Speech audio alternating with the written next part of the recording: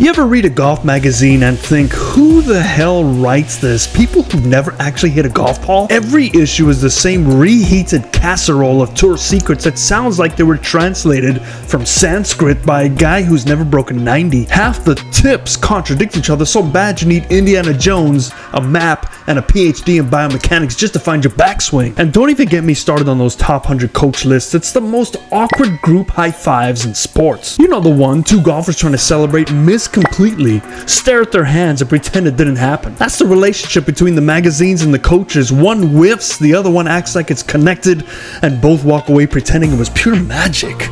Like Silicon Valley trying to sell enlightenment. It's shiny, it's confident, and it's completely made up. Meanwhile, you're trying to follow a tip so confusing it needs subtitles, sweating through your polos like you're doing archaeology with bad posture and a glove tan. So today, I'm done reading fairy tales. We're running these glossy page fixes through my keep it or crap it rubric. And you can use the same test next time you're wading through the endless sea of golf advice. Because let's be honest, if golf tips were any deeper, we'd need scuba gear to find the truth and a net to catch all the crap floating on top. Behind this video is I've been getting a lot of emails and messages and comments saying, Tony, does this drill work for me?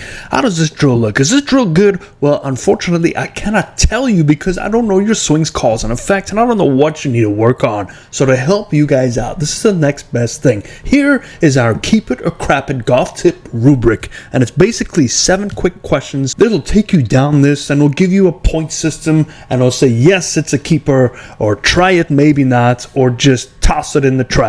It is just crap. And we're going to actually go to golf.com and see some of their tips and put the tips to the test. But before that, let's go over this rubric. The 7 questions are pretty self-explanatory. Does it explain cause and effect clearly? So for an example, if you're working on your center point moving further ahead of the golf ball, it'll give you something like shift the pressure early, which will move that center point over. So in other words, it's working on some cause and effect. Number 2 is, can you test it with 10 to 20 golf balls? An example, you want to hit 10 shots and see if contact improves or your low point for this example moves forward. If it does, okay, it's trackable. It's testable. This is something that's probably worthy of your time. Number 3, does it fit your body type or miss pattern? This is a big one.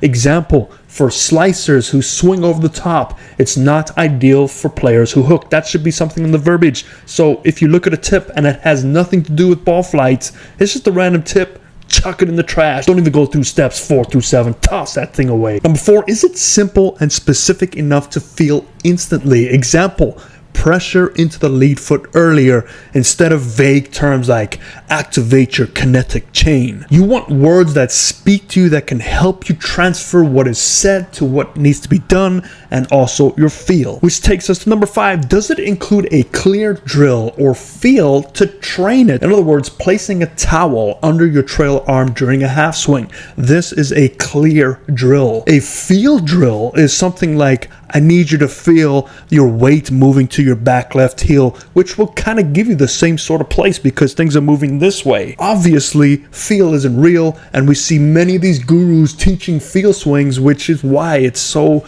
frustrating for me as an instructor, because I'm there to help them develop their own feel with me looking at them to make sure they're in positions first. Number 6, does it show proof or example? In other words, does it give you data? Does it give you visuals or a professional reference? Watch Rory's hip lead move forward. It's the same feel. So there's something that you can look and say, okay, well, this is kind of what I want to feel like. But then again, you have to know if it's working for you. And this one's a big one. Does it avoid too good to be true claims? Example, fix your slice forever in 5 swings. It's obviously too good to be true, but here's how you know how to spot the too good to be true tips right here. So if you get 0 to 1 red flag, so if 0 to 1 of these pops up, it's probably going to be a decent tip. If 2 to 4 of these pop up, throw that thing in the trash, recycle bin. Promises instant results? Nope. Claims it works for everybody? Nope. Offers no measurable feedback? Nope. contradicts basic physics or biomechanics. This is a big one, and you see a lot of these gurus out there saying, I have a swing that contradicts physics. I have a swing that goes against the biomechanics, that this is a swing that nobody's ever taught before, because obviously they must have some direct line to, Hogan's ghost back up in heaven somewhere. If you get between 5 to 7 questions that support this, that's a keeper. You want to probably use this. It has solid cause and effect, it's measurable, and it's realistic. If it's 3 to 4, hey, it's worth a try. If it works, good enough. If not, toss it in the trash. And if it's 0 to 2, it's crap. Just don't even read it. Just tear it out the magazine and put it in the fire. But let's look at it now on an actual website. Let's go to golf.com. All right, we are in golf.com. Let's take a look at the instruction and see what they have to offer for instruction. Okay, let's see. Do we have anything here? This unorthodox putting technique. Gary Player's unique. What is this? Dismiss. I don't want these people tracking me.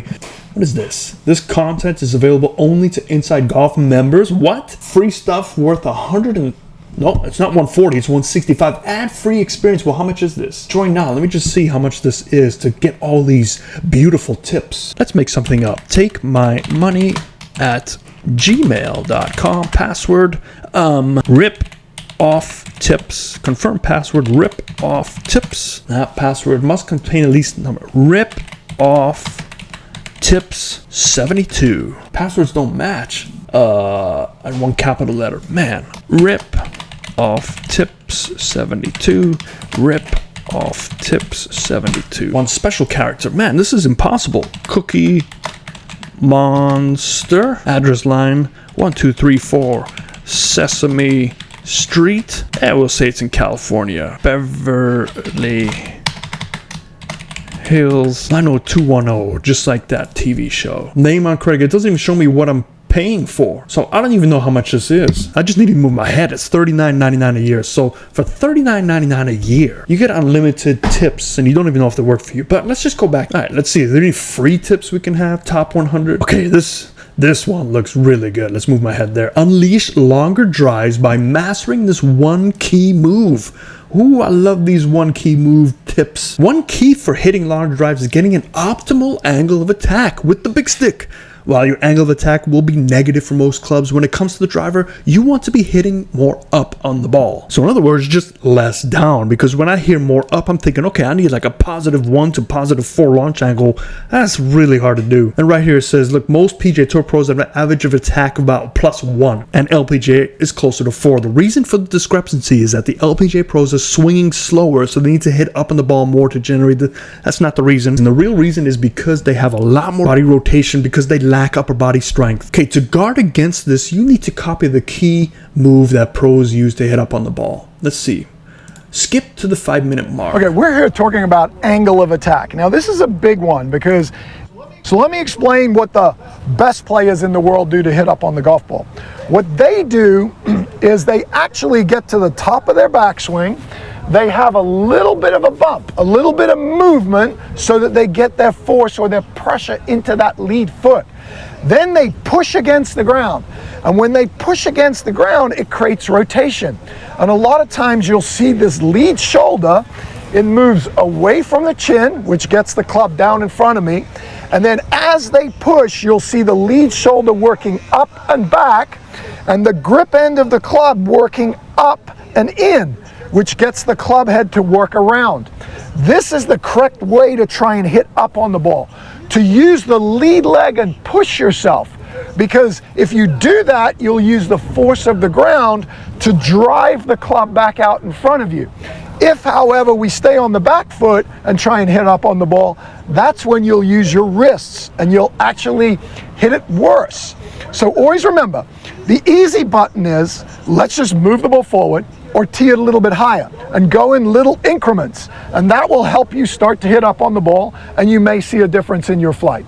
If you're more of an elite level player and you're trying to hit up on the ball, then what I would suggest you do is you got to get your force into that lead foot early. So even as the club's going back, I want to feel like I'm almost falling into my lead side. And then once you feel like you can push yourself backwards because you've got enough force into that lead foot, you want to feel like you push and get this lead shoulder working more up and around you.